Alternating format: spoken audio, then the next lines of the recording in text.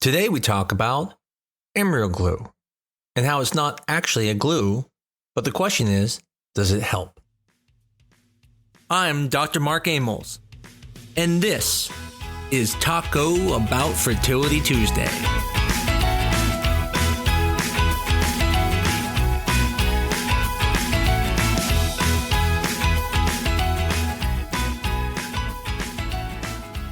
Embryo glue.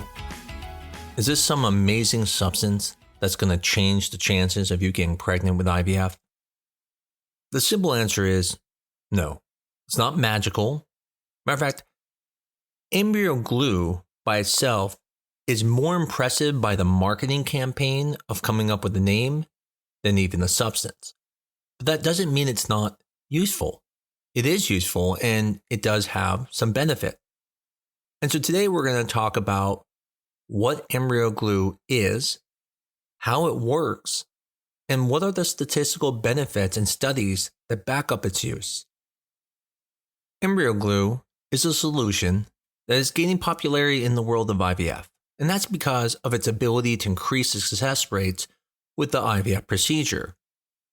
The solution itself is a clear, viscous substance that is made up of what's called hyaluron. It's a natural substance found in the body. And hyaluron is present in the fluid that surrounds the eggs and the sperm and also in the lining of the uterus. And so this company felt maybe this may benefit by putting it around the embryo when you do a transfer. Now, first and foremost, it's important to understand this is not a glue. It has no glue-like properties.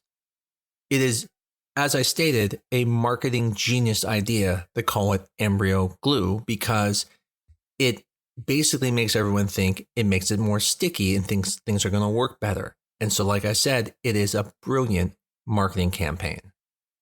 The idea behind embryo glue is to create an environment that is as similar as possible to the natural environment of the womb. And this is important because the embryos need a certain type of environment in order to thrive and grow. And so embryo glue provides somewhat an adhesive surface for the embryo to attach to, which can increase the chances of implantation. But when I say adhesive, I don't mean glue-like property, but more the conditions necessary to help with implantation. So essentially, what embryo glue is adding hyaluron to a medium that usually would transfer embryos in. And the purpose of that is to create a substance that is very similar to the environment that would naturally be there. So then, how does it work? Well, during the IVF cycle, the embryos are typically transferred into the uterus on the 5th day after fertilization. And at this stage, the embryo is kind of a blastocyst, which is a ball of cells, and needs to attach into the lining of the uterus in order to grow and to develop. Typically, we use a medium that we would normally grow the embryos in, so the normal culture media, and use that for transfer.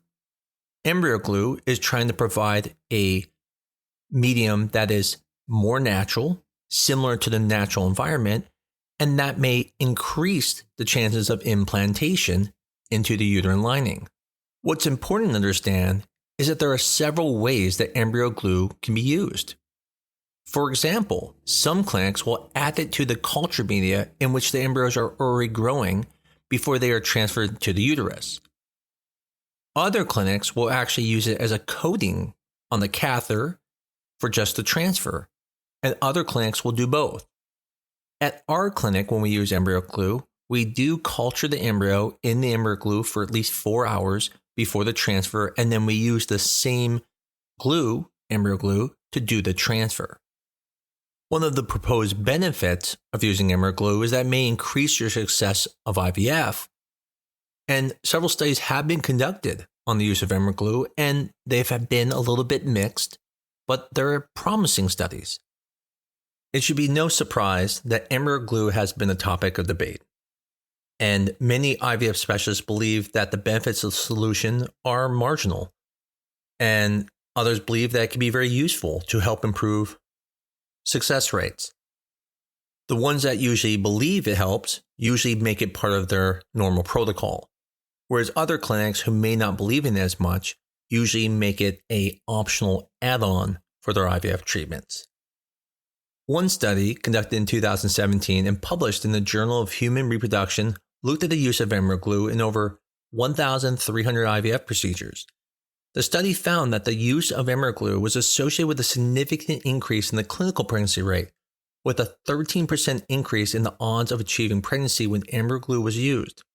The study also found that the use of Embryo Glue had a positive impact on implantation rates, with a 10% increase in the odds of implantation.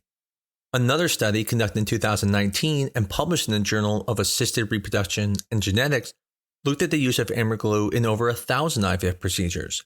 The study found that the use of Embryo Glue was associated with a significant increase in the clinical pregnancy rates, with a 14% increase in the odds of achieving pregnancy when Embryo Glue was used. The study also found that the use of Embryo Glue had a positive impact on the number of high-quality embryos, with a 10% increase in the number of high-quality embryos when the Embryo Glue was used. So it's settled. You should use Embryo Glue, right? The study showed it worked. Not so fast.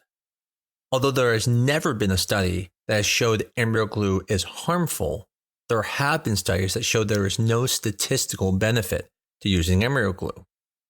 One such study, in 2018 and published in the Journal of Reproductive Biomedicine Online, that study analyzed the results of over 800 IVF procedures and found no significant difference in the pregnancy rates between patients who received Embryo Glue and those who did not. Another study, in 2016 and published in the Journal of Reproduction and Infertility, also found no significant difference in pregnancy rates or implantation rates between patients who received Embryo Glue and those who did not. Okay, so then we shouldn't use Embryo Glue. Not so fast again. While these studies did not find a significant benefit from using Embryo Glue, they don't necessarily mean that it doesn't work. The IVF procedure results can be influenced by a variety of factors, including the age of the patient, the health of the patient, the quality of the embryos, even the techniques used during the IVF procedure. So now we have studies saying it's good, we have studies saying there is no benefit, and there's no studies saying it's not harmful, and there really is no harm. Now, that doesn't mean that people can't have a reaction to hyaluron. It's possible, but in the end, there's no risk to your embryo or lowering pregnancy rates. That has not been found in any study. So I'm sure you're wanting an answer. What should you do? From the scientific standpoint, there really is no true evidence that everyone should use Embryo Glue. Now let's look at it from the standpoint of, what if it does work?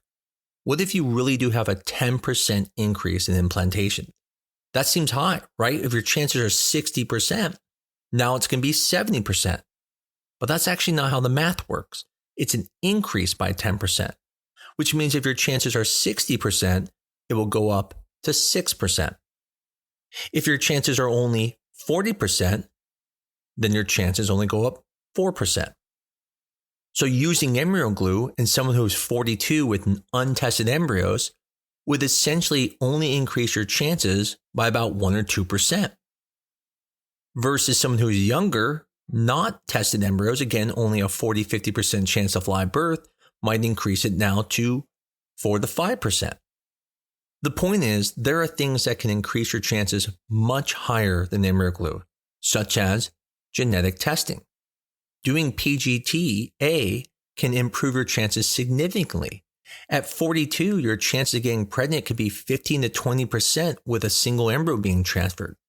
But if you do PGT-A, now that embryo may have a 60% chance of live birth because now you've selected the normal embryos. And my goal is not to be a proponent of saying everyone should do testing. But the point I'm saying here is that when you're looking at doing add-ons and treatments, it's important to look at how much benefit would it have. I see people all the time not doing PGT-A, but then will go and do an ERA. Well, an ERA only benefits your chances maybe 10-15%, yet the benefit of the PGT-A could be much higher. And that's the way I would look at Embryo Glue. I don't think it's ever harmful, but I also don't believe it works well. At our clinic, we have not seen a benefit from using Embryo Glue when used empirically for everyone. However, I do believe that people who have recurrent implantation failure may benefit. Now, that benefit is not going to be amazing and increase your chances by twofold. But what it will do is give you a small increase. And so I'm a big fan of using it when people have implantation failure. But I'm also not against using it. And anyone who wants to use it, we will. But because we don't believe in it 100%, we don't make it part of our protocol. Anything that we think absolutely works, we make it part of our protocol. That's why we use the Zymon chip, because we believe in it. And that's kind of the problem I have when I see clinics using Embryo Glue, but they make it an add-on. If they truly believe in it and they say it's going to help increase your chances, then why aren't they doing it for everyone? Do they not want the highest chances for everyone? So I feel like you can almost extrapolate from that and say, well, clearly they don't believe in it enough because they're not using it on everyone. They're just making it an extra upcharge. And there's nothing wrong making it an add-on. We do that as well, but because we don't believe in it. And so only when people have had recurrent implantation failure do I believe it has some benefit. Now the question comes up is, why does it cost so much? Well, I can assure you that is due to the company. They charge a lot for it, and for that reason, it gets passed on to the patients. In the end, what I would tell you is, if you only have one embryo, then it's not unreasonable to do it because you're going to give it your best chance, and even a 1%, 2%, or even a 5% increase is still an increase. Just like when it comes to the ERA, we don't recommend it for everyone, but if you only get one shot, it's really not unreasonable. But if you have multiple embryos and you have multiple tries, I don't think it's really worth putting Embryo Glue if it costs more. Now, if your clinic does it, it's part of their package, fantastic. But if it's not, it's probably not worth the additional cost when you're doing your first transfer. Now, if you're one of those couples who have had recurrent implantation failure, then there may be some benefit to adding it. And when I say recurrent, I mean at least 2 implantation failures to really be called recurrent implantation failure. That doesn't mean a low HCG. That means no HCG, no implantation. In the end, as we talked about, there is never harm from using Embryo Glue.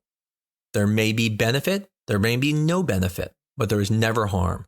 And so you're never going to be wrong to use it. You just may not be right because it may not benefit you. But at least you can know you didn't do anything to harm your embryo transfer.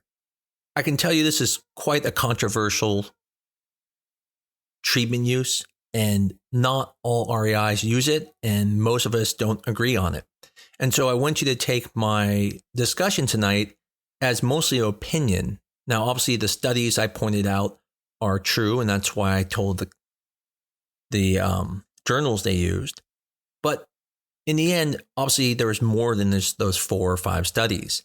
And so I could obviously be picking which ones I think are the best or the worst. And so you can do your own studies to look at it. There was a Cochrane review, which takes a bunch of studies and the best of the best studies and came up with a conclusion that there was a small benefit. And so overall, if you ask me, Dr. Amols, what do you think? Do you think there might be some benefit? The answer would be yes. I do think there probably is some mild benefit. The question is, how large is that benefit? That I don't know. And unfortunately, I don't think anyone's going to know until we have great studies that can look at this. Hopefully this will help you make decisions if you're thinking about using Embryo Glue, or if your doctor is offering it and you don't know if it's worth the cost. Hopefully this helps you make decisions. I look forward to talking to you guys again next week. As always, please feel free to, send topics that you want me to go over. If you like this, tell your friends about it. Send us a review either through your favorite medium, such as Apple Podcasts, Google Podcasts, or Spotify, and give us a 5-star review. I greatly appreciate it. Until next week, this is Taco Bout Fertility Tuesday.